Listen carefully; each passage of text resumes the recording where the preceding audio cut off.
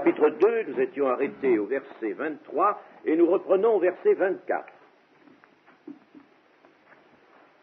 Que ce que vous avez entendu dès le commencement demeure en vous. Si ce que vous avez entendu dès le commencement demeure en vous, vous demeurerez aussi dans le Fils et dans le Père. Et la promesse qu'il nous a faite, c'est la vie éternelle. Je vous ai écrit ces choses au sujet de ceux qui vous égarent. Pour vous, l'onction est reçue de lui demeure en vous. Et vous n'avez pas besoin qu'on vous enseigne. Mais comme son onction vous enseigne toutes choses, et qu'elle est véritable, et qu'elle n'est point un mensonge, demeurez en lui selon les enseignements qu'elle vous a donnés. Amen. C'est toujours, n'est-ce pas, dans la ligne des antichrists, des faux docteurs, que dénonce ici l'apôtre Jean, antichrist, faux docteurs, qui étaient nombreux, puisque dans le commencement de cet épître, particulièrement dans le chapitre 2, nous avons vu qu'il y avait plusieurs antichrists maintenant, et le mot plusieurs en grec veut dire beaucoup. Le mot, c'est-à-dire le mot qui est traduit par plusieurs ici, c'est un mot qui en réalité signifie essentiellement beaucoup.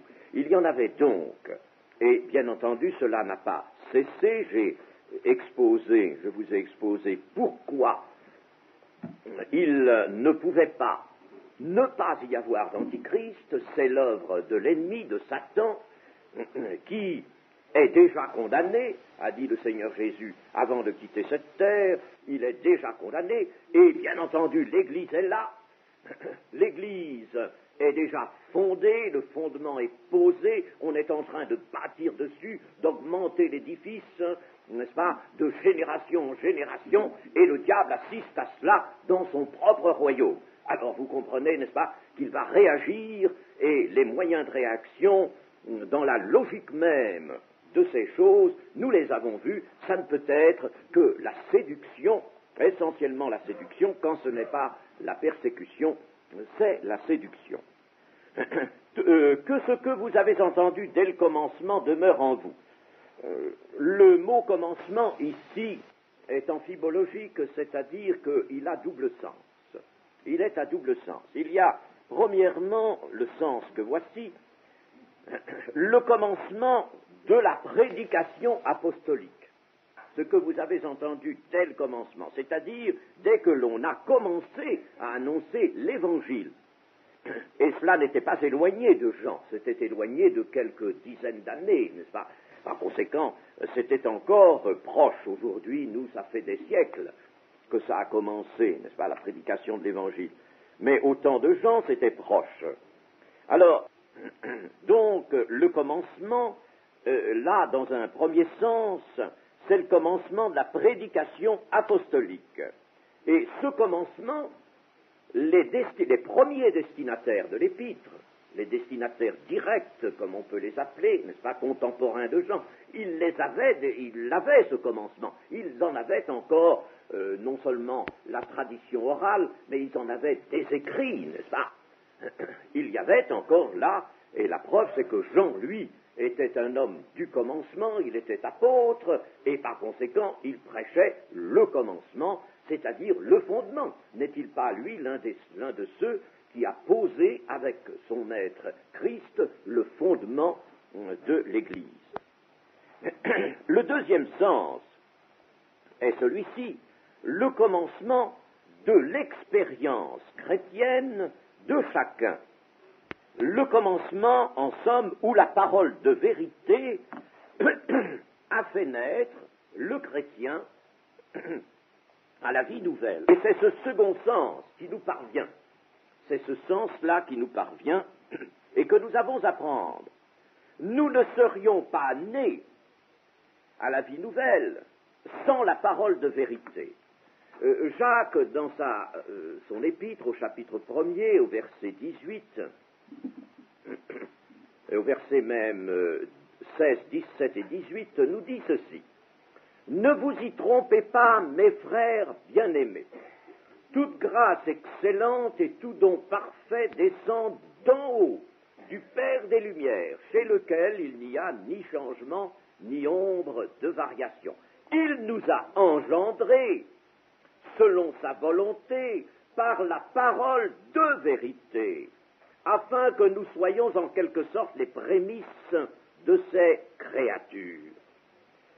Le Père des Lumières, le Père chez lequel il n'y a ni changement, ni ombre, ni variation, le Père de qui provient toute grâce excellente, tout don parfait, nous rappelle d'abord cet apôtre, n'est-ce pas? Eh bien, c'est lui qui nous a engendrés, et qu'a-t-il utilisé pour nous engendrer à la vie nouvelle selon sa volonté? Il a employé la parole de vérité, qui ne veut pas dire seulement la parole écrite, n'est-ce pas? Mais la parole qui a pénétré dans les cœurs. Cette parole qui a pénétré comme une semence incorruptible, selon le mot de Pierre, cette parole apportait le germe de vie et elle nous a engendrés. Ensuite, ce même apôtre, n'est-ce pas, je ne veux pas faire maintenant l'étude de Jacques, mais ce même apôtre Jacques, n'est-ce pas, nous montre que cette parole qui nous a engendrés, nous en avons toujours besoin, il faut la conserver, et c'est elle qui va entretenir la vie en nous.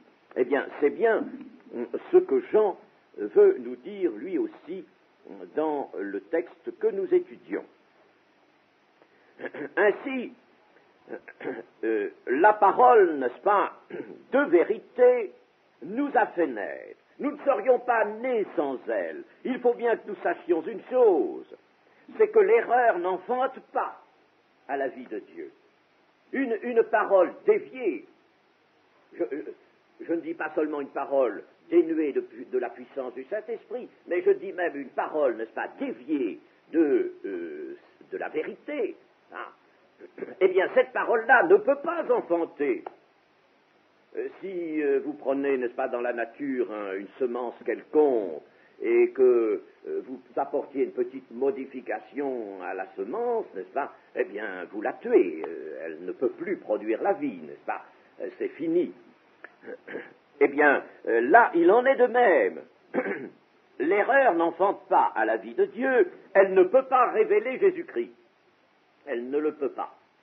Même si Dieu n'interdisait pas, si vous voulez, mais elle ne peut pas. C'est pas possible, n'est-ce pas? La parole de vérité, il faut la voir comme ce grain, cette semence qui a un germe, et ce germe, c'est quelque chose d'infiniment complexe dans l'infiniment petit. C'est extraordinaire, n'est-ce pas?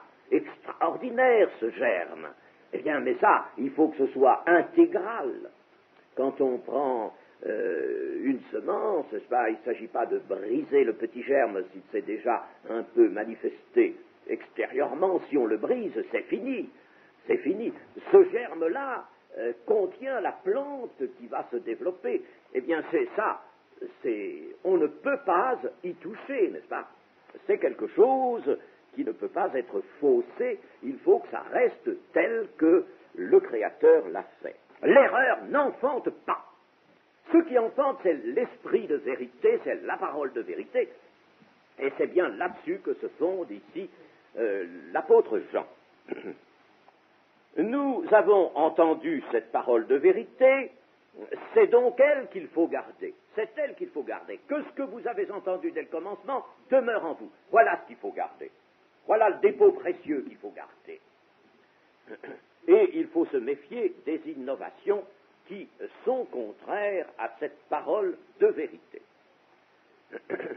Devant l'assaut des fausses doctrines ou des séductions, la mesure prudente et indispensable qui est à prendre est de se maintenir fermement ou de maintenir fermement en soi la foi en la parole de vérité entendue dès le commencement de l'expérience chrétienne. Voilà ce que veut dire le texte. Votre expérience chrétienne a eu un commencement. À ce commencement, vous êtes né de nouveau par la parole de vérité qui est venue du Père des Lumières. N'est-ce pas? Bon, eh bien, cette parole de vérité qui vous a fait naître, gardez-la, qu'elle demeure en vous. Voilà la première chose à faire. Voilà comment vous allez, n'est-ce pas, écarter le danger pour vous-même des fausses doctrines.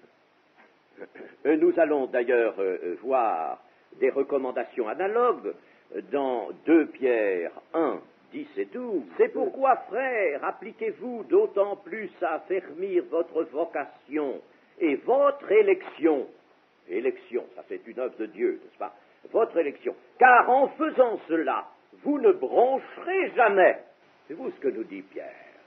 Ben, si vous vous appliquez à affermir votre vocation, votre élection, et il y a la parole de vérité à la base de cela, vous, en faisant cela, vous ne broncherez jamais. C'est ainsi, en effet, que l'entrée dans le royaume éternel de notre Seigneur et Sauveur Jésus-Christ vous sera pleinement accordée. Voilà pourquoi je prendrai soin de vous rappeler ces choses, bien que vous les sachiez et que vous soyez affermis dans la vérité présente, la vérité apostolique. Je prendrai soin de vous les rappeler. C'est la même idée que dans Jean, n'est-ce pas, qui dit « Attention, n'est-ce pas, ce que vous avez entendu dès le commencement, c'est en cela qu'il faut demeurer. Demeurez, gardez cela, maintenez cela en vous. » Et puis un deuxième passage, Apocalypse 3, verset 3. « Rappelle-toi donc comment tu as reçu et entendu, et garde et repens-toi. » Le comment ici, n'est-ce pas, est un peu insuffisant comme traduction. Il faudrait mettre ceci. Rappelle-toi donc l'ensemble de ce que tu as reçu et entendu. Ben, l'ensemble avec le tour, si vous voulez, que ça a pris, c'est-à-dire, rappelle-toi, n'est-ce pas, quel était le contenu, n'est-ce pas, de ce que tu as reçu et entendu, et garde cela. Garde cela. Voilà le conseil du Seigneur. Allons éclairer plus loin le pourquoi de cette vive recommandation. Cet apport premier de vérité, qui a été rendu puissant par l'Esprit, doit donc demeurer dans le cœur du chrétien, doit s'y fixer. L'Esprit qui est arrivé dès le commencement, c'est-à-dire dès le commencement d'expérience chrétienne, l'Esprit, mais il fait une œuvre qui dure, et il maintient son œuvre lui-même si on le laisse faire. Il va maintenir son œuvre, n'est-ce pas, lui-même. Il est évident, n'est-ce pas, que, on peut le dire, la difficulté dans la vie chrétienne, c'est de durer. C'est pourquoi, n'est-ce pas, j'aime bien entendre des témoignages de conversion, quelquefois, n'est-ce pas, des conversions qui amènent un homme de loin, de bien loin, et puis qui le rapproche et qui le met au pied de la croix. J'aime bien entendre ça. Mais j'aime aussi entendre des témoignages de chrétiens qui ont demeuré fermes, sont demeurés fermes, des chrétiens qui ont gardé pendant des dizaines d'années. Ça, c'est beau aussi, n'est-ce pas? Ça, c'est utile à entendre. C'est un témoignage de l'œuvre du Saint-Esprit et un témoignage d'une foi qui ne s'est pas démentie. Donc, le Saint-Esprit fait une œuvre qui dure. La foi doit toutefois, elle, s'employer à cette conservation. Le terme demeurer, n'est-ce pas, évoque ici une conservation de ce qui a été reçu et entendu. Une conservation. À quoi cela servirait-il d'avoir entendu un évangile magnifique, d'avoir été bouillant dans le cours du premier amour, n'est-ce pas, au début? Et malheureusement, il y a des gens qui ont été comme ça. Avoir été bouillant, magnifique, n'est-ce pas? Avoir tout abandonné. Et puis après, n'est-ce pas, après avoir peut-être vécu quelque temps de vie chrétienne, n'est-ce pas, de retomber dans les errements précédents, de retourner à ce qui a été vomi, n'est-ce pas, de s'éloigner, n'est-ce pas? Oh, chers amis, mais c'est épouvantable, ça. C'est épouvantable. Épouvantable. Il y a de brillants témoignages de conversion qu'on ne peut plus donner aujourd'hui, parce que ceux qui sont intéressés, qui ont vécu ces débuts, n'est-ce pas, cette conversion, sont retombés, alors on ne peut plus donner leur témoignage.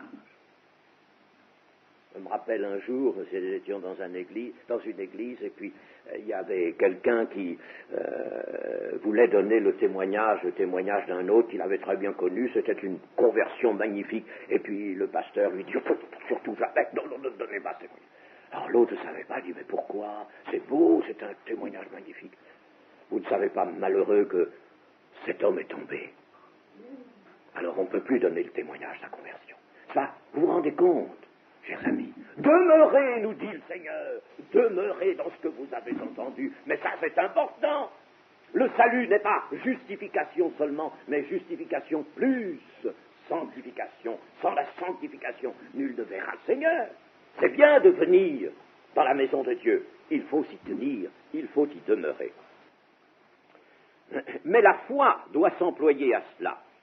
Si vous ouvrez votre cœur à tout vent de doctrine, à toute explication séduisante qui peut vous venir du dehors, dont vous ne discernez pas l'astuce ou la malice, il y a toujours une astuce dans ce qui est séduisant.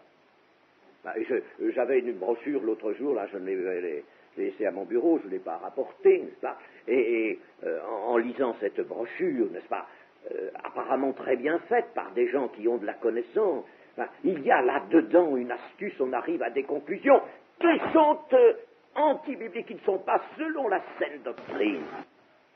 Et quand on lit ça, c'est séduisant. Il y a même des moments, n'est-ce pas, quand on se trouve devant des fausses doctrines écrites, il est quelquefois même difficile de discerner la jointure, de voir à quel moment ça se sépare de la vérité, de voir, n'est-ce pas, c'est très difficile. Je l'ai souvent essayé, n'est-ce pas, on sent que ce n'est pas juste, mais on a du mal quelquefois, n'est-ce pas, il faut vraiment étudier la chose pour arriver à déceler l'astuce et la malice d'une fausse doctrine. Alors, si vous recevez cela dans votre cœur, vous attristez l'esprit en vous et vous vous rendez vous-même vulnérable.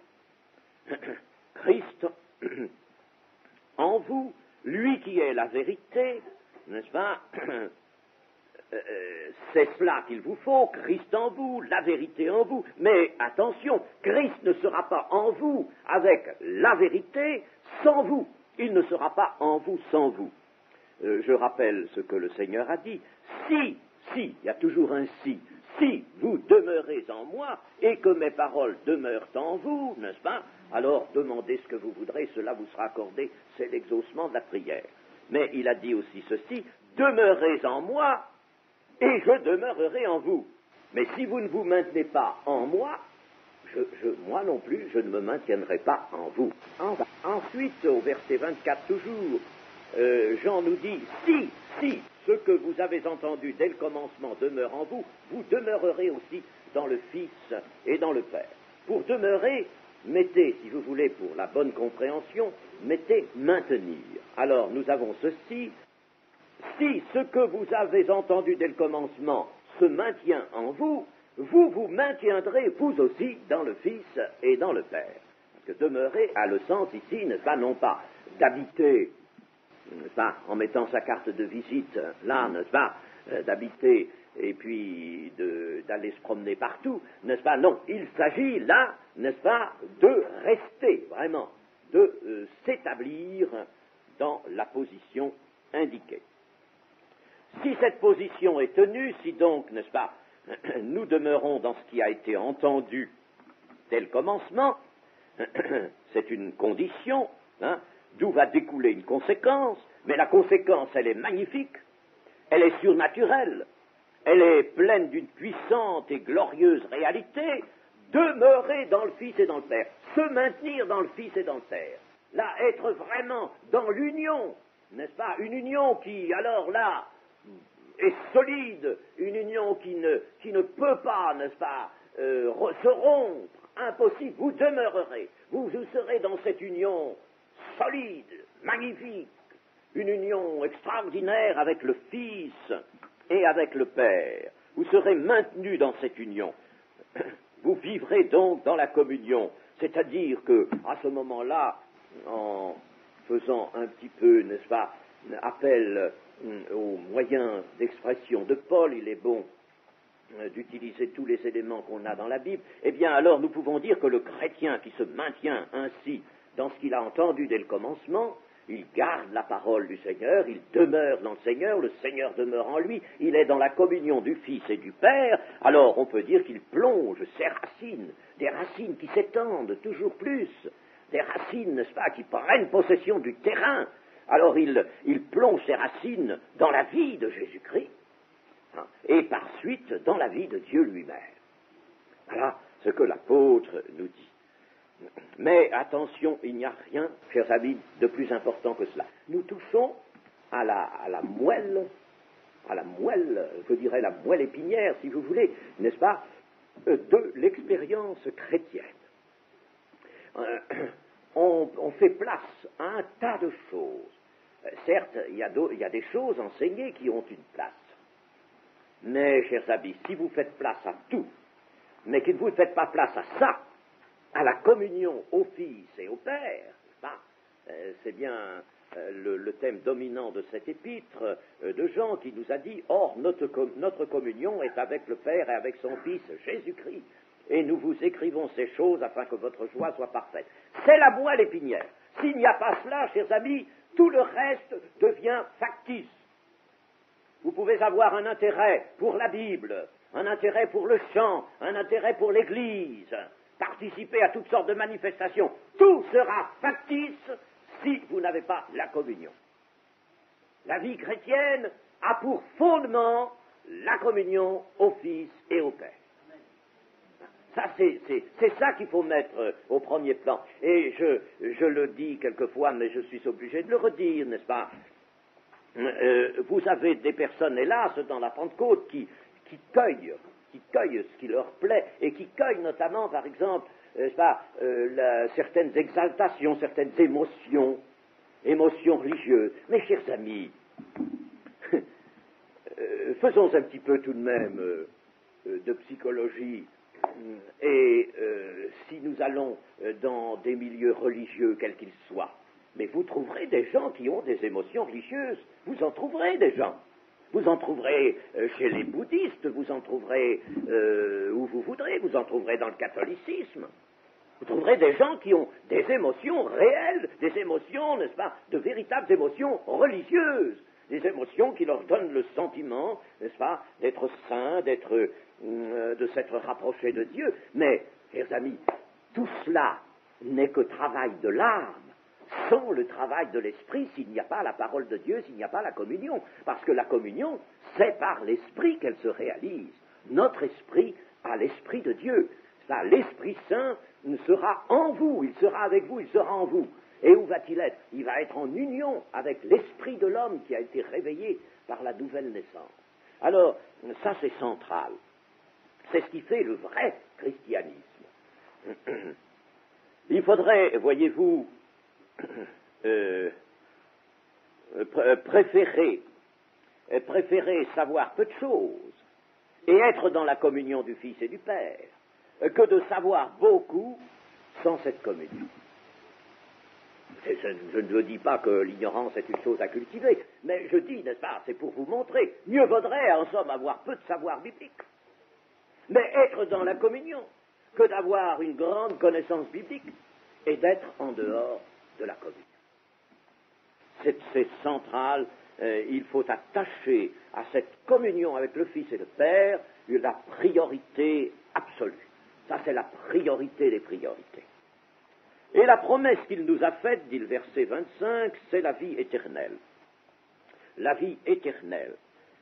Dans le texte original, on lit ceci, la promesse qu'il nous a faite, c'est la vie, virgule, l'éternel. Il n'y a pas de virgule dans le grec, mais enfin c'est moi qui dis, c'est pour séparer. Enfin, la vie, l'éternel. Voyez-vous, il y a un accent, n'est-ce pas, une insistance, d'avoir la vie. La vie, d'ailleurs, quand Jean parle de la vie, quand Jésus parle de la vie, c'est bien la vie véritable qui est éternelle. Mais là, Jean, n'est-ce pas, accentue la vie, l'éternel. Il s'agit de celle qui est éternelle. Jésus est pour les hommes l'auteur et l'introducteur de la vie vraie et éternelle. Et cette vie cette vie vraie, cette vie éternelle, est présente dans le chrétien.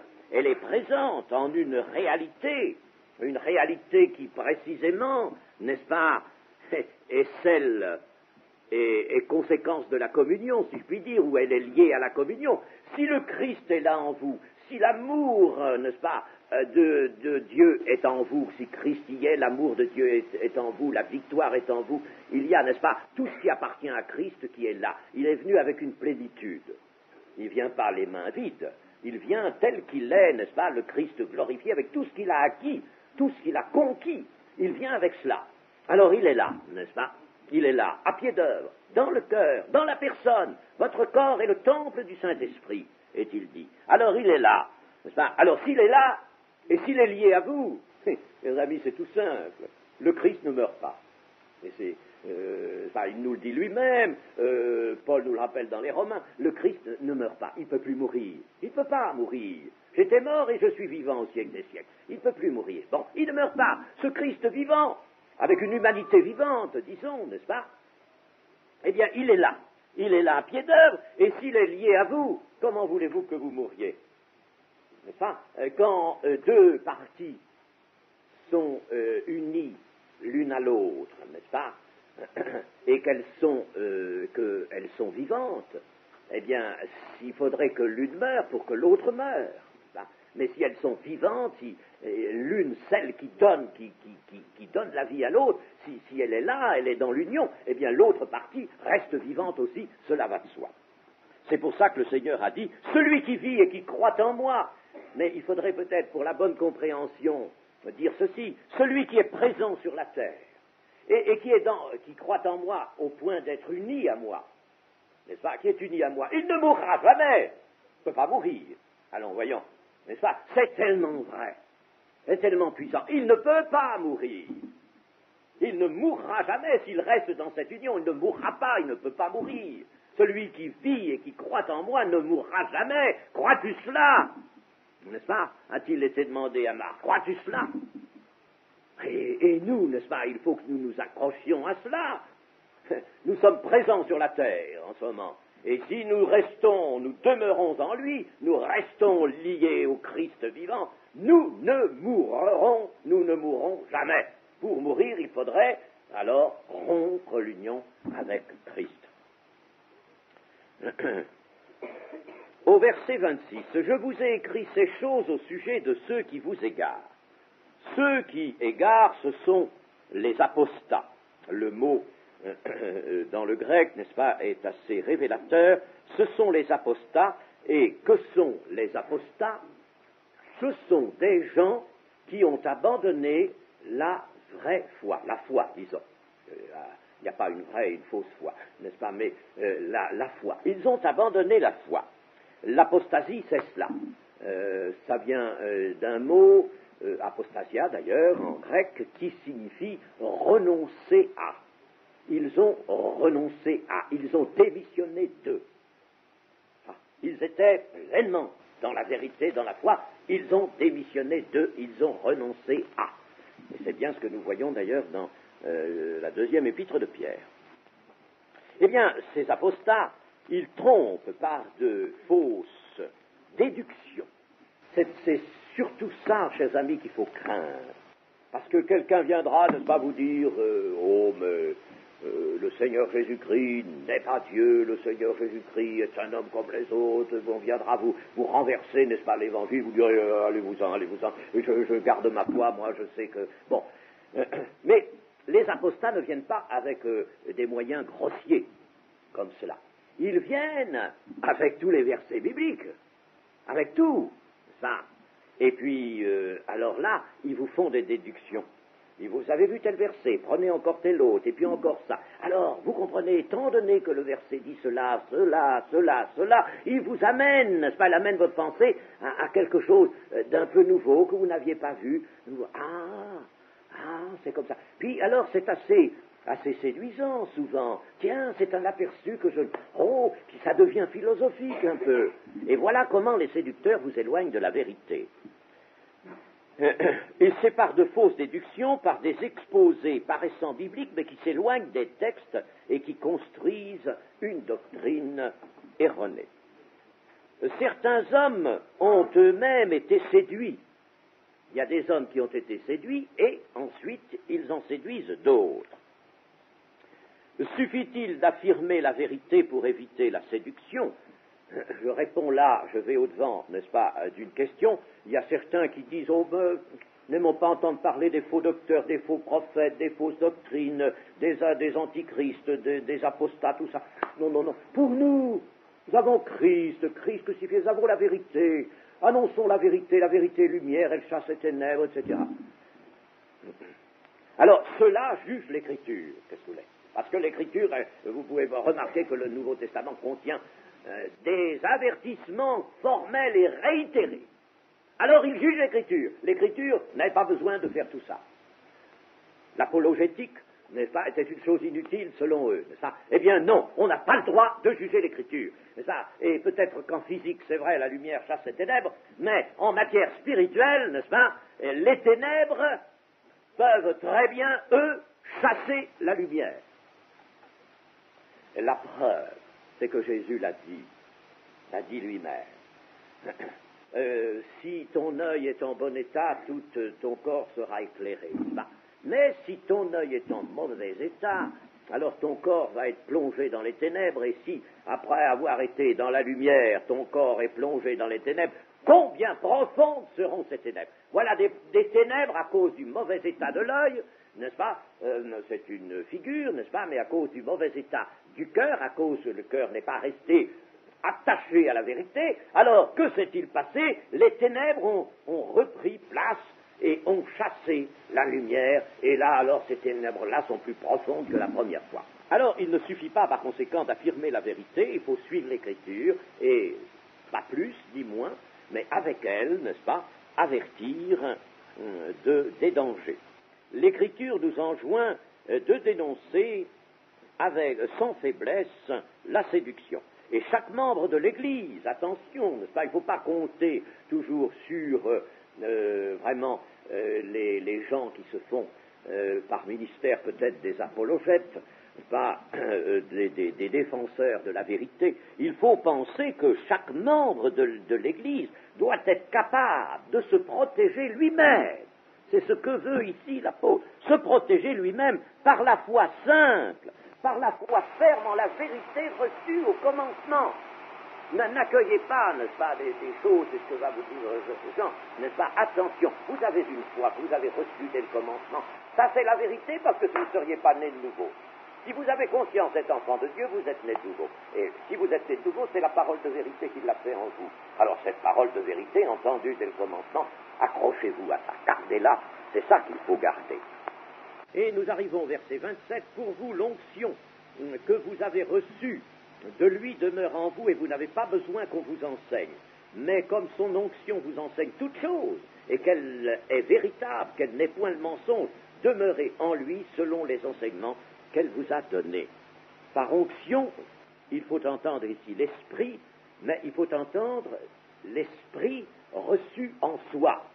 C'est pourquoi Jean emploie le terme onction, n'est-ce pas, qui fait, si vous voulez, figure, mais il emploie ce terme de préférence à l'esprit, parce qu'il veut dire l'esprit qui est déjà venu en vous. Par conséquent, l'esprit qui vous a oint, n'est-ce pas? L'esprit vous a oint. Alors, il l'appelle l'onction, l'esprit qui a oint, qui est en vous.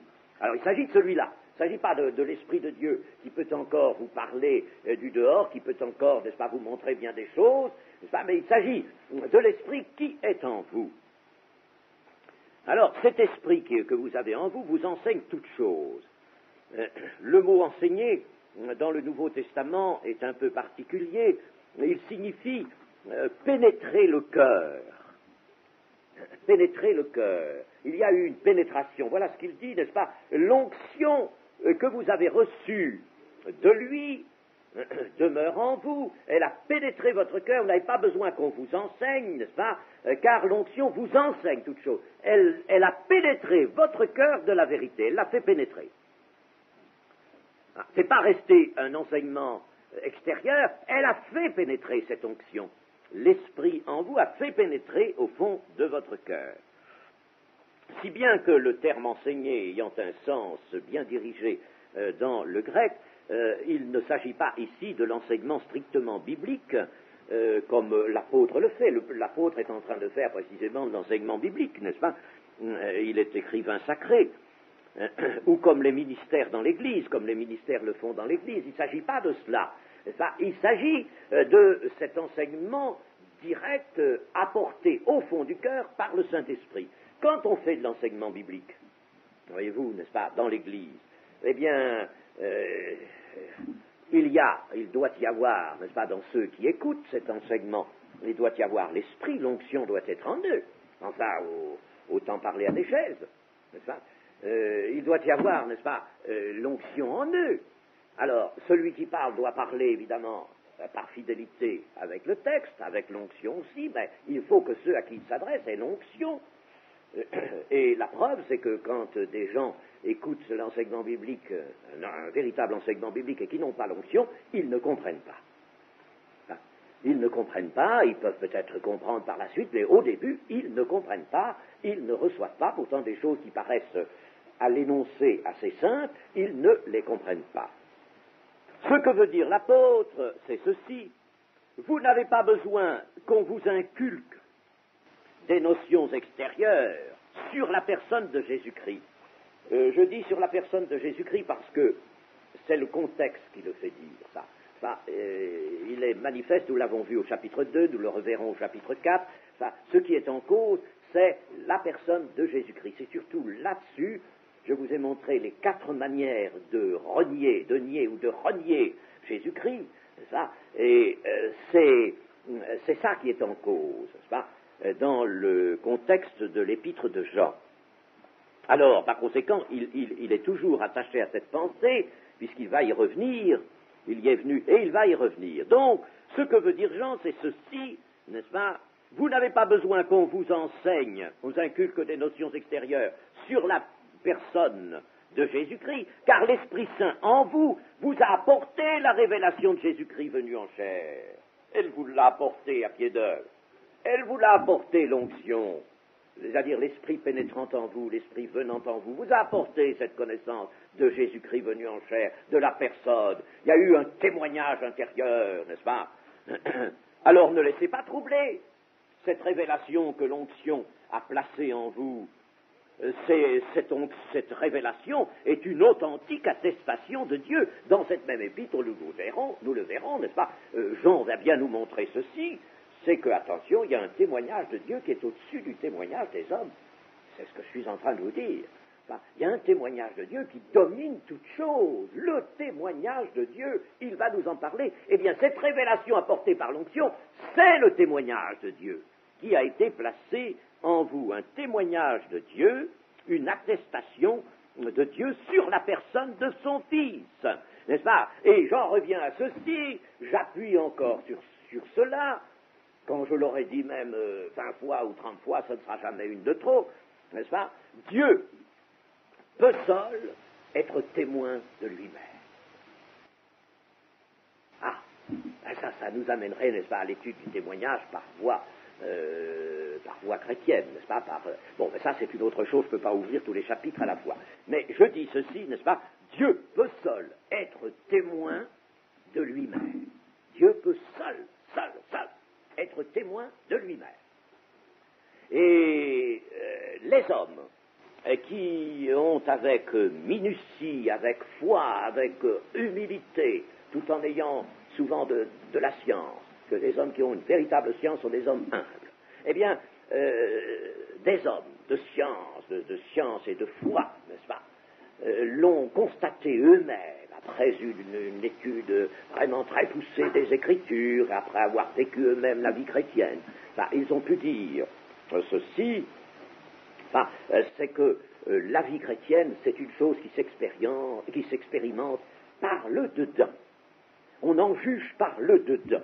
On ne peut pas en juger extérieurement seulement, on en juge par le dedans. Pour savoir ce qu'est le christianisme vrai, il faut l'expérimenter soi-même. Pour savoir ce qu'est Dieu, n'est-ce pas, ce qu'est Jésus-Christ, il ne suffit pas, même des descriptions excellentes, des formules excellentes que l'on trouve dans la Bible, et que le Saint-Esprit mettra en lumière pour nous, certes, mais il faut que l'onction est apportée à l'intérieur de nous-mêmes, la révélation de Jésus-Christ.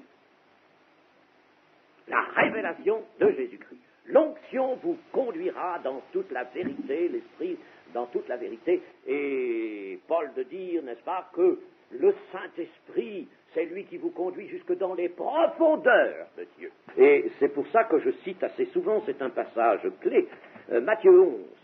Enfin, je cite souvent Matthieu 11, parce que c'est un passage clé. Et je puis vous dire une chose, c'est que personnellement, Dieu m'a ramené souvent à ce passage. Alors ça, je peux vous dire, donc, par expérience même, que c'est un passage clé. Souvent, et c'est tellement vrai que ce passage dans le parallèle de Luc, il nous est précisé que quand Christ a prononcé ces paroles, il a frémi en esprit. Il a eu un frémissement d'esprit, tellement c'était magnifique. Eh bien, nous allons relire Matthieu 11, verset 25. En ce temps-là, Jésus prit la parole et dit, « Je te loue, Père, Seigneur du ciel et de la terre. » Vous voyez comme il y a là une sainte exaltation, vraiment, n'est-ce pas, une exaltation en esprit du Seigneur. « Je te loue, Père, Seigneur du ciel et de la terre, de ce que tu as caché ces choses aux sages et aux intelligents, et de ce que tu les as révélées aux enfants. Oui, Père, je te loue de ce que tu l'as voulu ainsi. Toutes choses m'ont été données par mon Père. Toutes choses lui ont été données. » On pourrait dire, mais ça, il est Christ. Lui, alors, c'est spécial pour lui. Attention, il n'est pas venu faire une expérience qu'il a gardée pour lui, il est venu faire une expérience qu'il transmet à ses disciples. L'Esprit, donc, lui, il est fidèle. Il n'y a que lui qui peut avoir cette fidélité, c'est la fidélité de Dieu. Il prend de ce qui est à Christ et il l'annonce. Il conserve ce qui est à Christ. L'Esprit qui demeure, par conséquent, dans le cœur du chrétien, il y apporte un fruit vrai, un fruit authentique, un fruit qui n'est pas véreux, un fruit qui n'est pas atteint par un parasite, n'est-ce pas? C'est un fruit vrai, un fruit magnifique et un fruit durable. Il apporte un fruit durable, il est une source. Et comment serait-on en communion avec Jésus-Christ s'il n'y avait la révélation de sa personne, n'est-ce pas? Jésus-Christ ne peut pas être là, entouré dans notre cœur d'ignorance, de ténèbres, n'est-ce pas? Jésus étant là à pied d'œuvre, voyons, puisque Jésus est là. Demeurez en moi et je demeurerai en vous, j'habiterai en vous, et le Père et moi nous ferons notre demeure chez vous. Comment voulez-vous que Dieu soit là, n'est-ce pas? Et que nous soyons son temple, sans que la révélation de sa personne, révélation d'esprit, n'est-ce pas? Sans que cette révélation se présente et soit là. Ce n'est pas possible. Dieu est lumière, Dieu rayonne, et dans notre cœur, n'est-ce pas, l'Esprit de Dieu apporte ce rayonnement et cette révélation. On peut dans l'Église exposer ce que la Bible dit de la personne de Jésus, mais on ne peut pas se substituer à l'Esprit Saint qui agit, lui, intérieurement. Ça, c'est impossible. C'est pour ça que Jean nous dit, vous n'avez pas besoin qu'on vous enseigne de l'extérieur. Ce qui n'exclut pas l'enseignement de l'Église, mais il parle de cet enseignement intérieur, n'est-ce pas, auquel les séducteurs s'aviseraient de toucher. Il s'agit de la personne de Christ, hein, Christ venu en chair, Jésus-Christ venu de Dieu, venu en chair. Alors attention, que l'on ne touche pas à ça. Ça, c'est l'onction qui a fait cette œuvre en vous, qui a posé cette pierre fondamentale dans votre propre vie. Ne laissez personne toucher à ça. Amen.